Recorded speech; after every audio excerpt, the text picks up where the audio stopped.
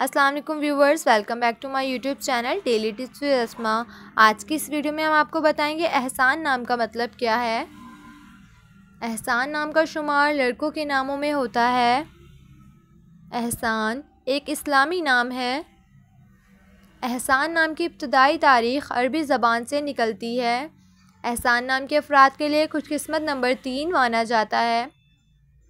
माहिरीन के मुताबिक एहसान नाम के लड़के बहुत खामोश रहने वाले होते हैं। एहसान नाम का मतलब है अच्छा सलूक करने वाला। एहसान नाम के लड़कों के लिए खुशकिस्मत दिनों में एतवार और मंगल का दिन शामिल है। एहसान नाम के अफराद के लिए मुआफ़िक रंगों में सुर्ख, हल्का सब्ज़ और जंगनुमा रंग शामिल है।